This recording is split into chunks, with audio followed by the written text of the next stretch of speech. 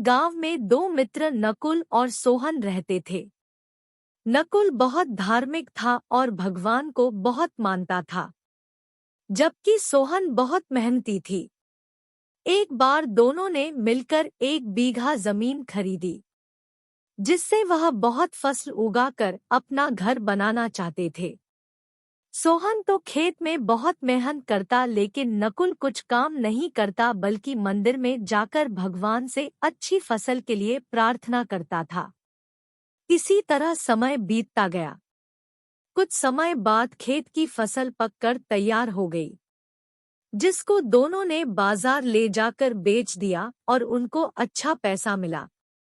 घर आकर सोहन ने नकुल को कहा कि इस धन का ज्यादा हिस्सा मुझे मिलेगा, क्योंकि मैंने खेत में ज्यादा मेहनत की है।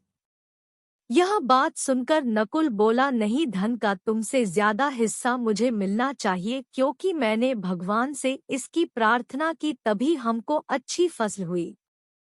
भगवान के बिना कुछ संभव नहीं है।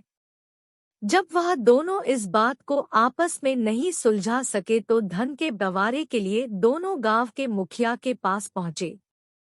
मुखिया ने दोनों की सारी बात सुनकर उन दोनों को एक एक बोरा चावल का दिया, जिसमें कंकड़ मिले हुए थे।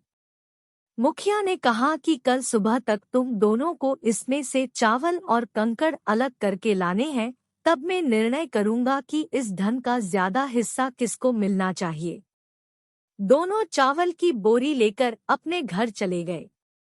सोहन ने रात भर जागकर चावल और कंकड़ को अलग किया, लेकिन नकुल चावल की बोरी को लेकर मंदिर में गया और भगवान से चावल में से कंकड़ अलग करने की प्रार्थना की।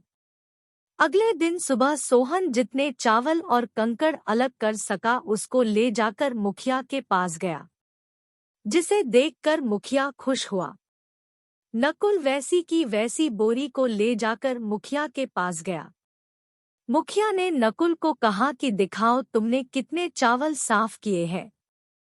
नकुल ने कहा कि मुझे भगवान पर पूरा भरोसा है कि सारे चावल साफ हो गए होंगे।